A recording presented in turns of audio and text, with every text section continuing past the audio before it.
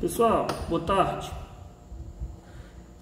Hoje a gente vai ver, a nossa aula de hoje vai ser sobre as teias alimentares. Na aula passada a gente falou sobre a cadeia alimentar. Vocês lembram que eu expliquei que a cadeia alimentar é uma sequência em qual se inicia com o produtor, aí vem o consumidor primário, consumidor secundário, terciário, quaternário e por aí vai. Lembra que eu falei disso? Lembra que eu falei do fluxo de energia? Que a maior concentração de energia estava no produtor, aí do produtor passava para o consumidor primário, secundário, terciário e quaternário, nessa sequência.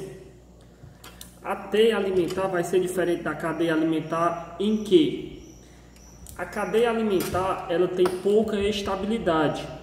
Por que a cadeia alimentar tem pouca estabilidade?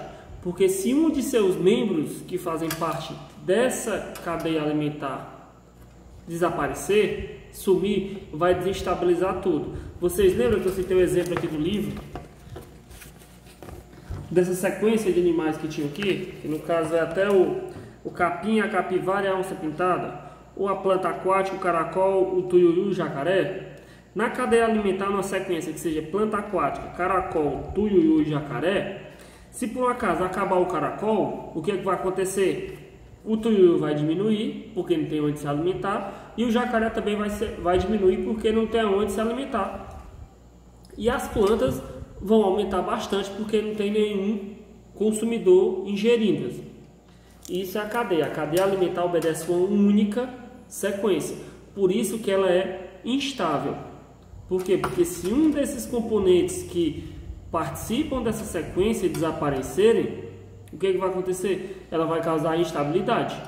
Os outros que restaram uns vão diminuir e outros vão aumentar drasticamente. Isso causando um desequilíbrio no ecossistema. Aí o que acontece? No ecossistema, em todo ecossistema, ele vai possuir teias alimentares. O que seria essa teia alimentar? A teia alimentar vai ser uma sequência, a união de várias cadeias alimentares, onde alguns indivíduos podem ocupar numa sequência um grupo e em outra sequência outro grupo. Por quê? Porque se vocês observarem nessa cadeia alimentar da página 22, planta aquática, caracol, tuiuiu e jacaré, vocês acham que o jacaré se alimenta só de tuiuiu? Não, né?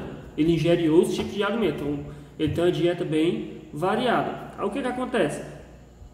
Esse jacaré pode se alimentar do coelho, que vocês veem aqui, pode se alimentar da capivara, pode se alimentar da onça pintada, enfim, pode se alimentar de vários outros seres vivos.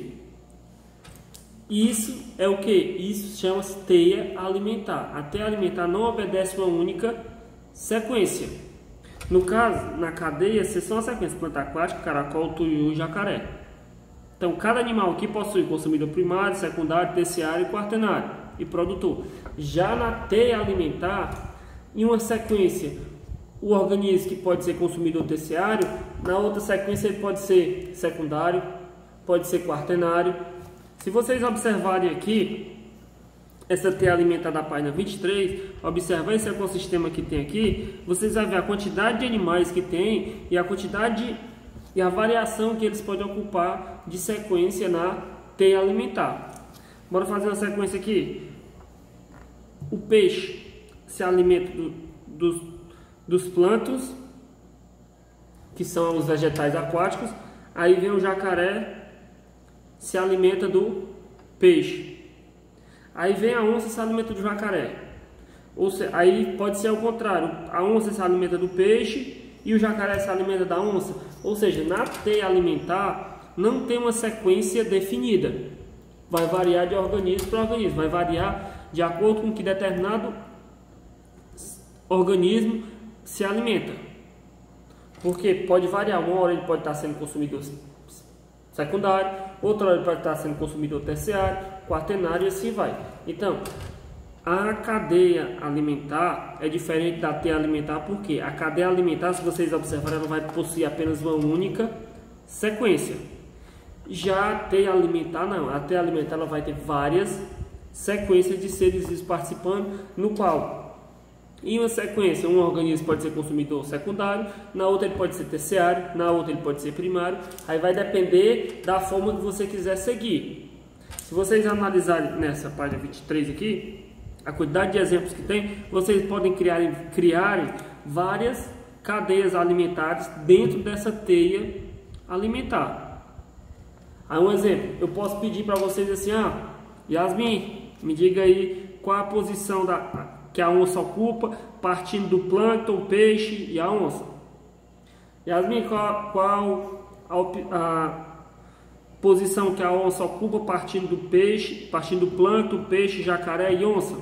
Se vocês perceberem, nessa primeira a onça vai ser consumidor secundário e nessa outra a onça vai ser consumidor terciário, ou seja, ela não tem uma sequência definida. Não posso deixar de perturbar, né? Se você pegar qualquer tipo de sequência aqui que você quiser, você pode alterar. E aqui um exemplo.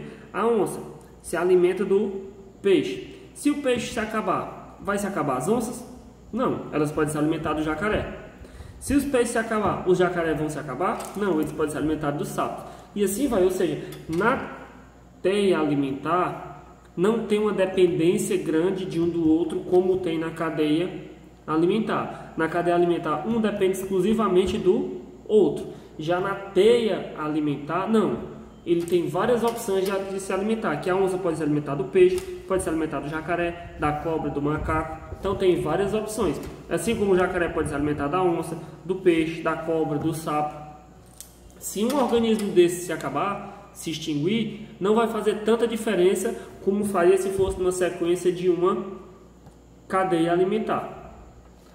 Conseguiram entender? Sim, pessoal.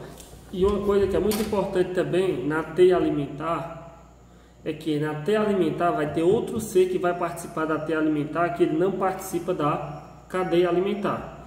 Que seres são esses? São os decompositores. Aí eu pergunto, Bia Martiniano, o que são decompositores? Aí tu vai dizer, não sei, com certeza. Mas os decompositores, pessoal, são seres que decompõem os restos dos seres vivos. Ou seja, no final do teia alimentar, vai ter animais que vão morrer. E eles vão morrer e o que é que vai acontecer? Uma planta. Vocês já devem ter visto, as mães de vocês e os pais devem ter planta em casa, o que é que elas usam? Adubo. Normalmente esses adubos são o que? São restos de outras plantas. Por quê? Porque esses seres decompositores vão decompor a matéria orgânica desses seres vivos e vão devolver os nutrientes para o solo. E quem é que depende do solo para poder manter toda a cadeia ou toda a teia alimentar? O que é a base da cadeia da teia alimentar? São os vegetais. Então, esse ciclo todo que é feito lá no último consumidor, quando ele morre, o que acontece? Ele vai ser decomposto. Quando ele é decomposto, os nutrientes dele, os nutrientes que ele ingeriu por toda a teia, por toda a cadeia alimentar, vão ser devolvidos para o solo. Quando esses nutrientes são devolvidos para o solo, eles são absorvidos por quem? São absorvidos pelas plantas, que são os produtores, que são a base da cadeia e são a base da teia alimentar.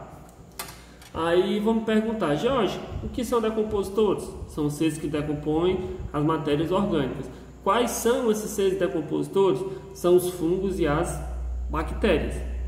É o que acontece? Se você deixar qualquer resto mortal de algum ser vivo, ele vai se decompor. Como esse decompor? Ele vai se desfazer, vai se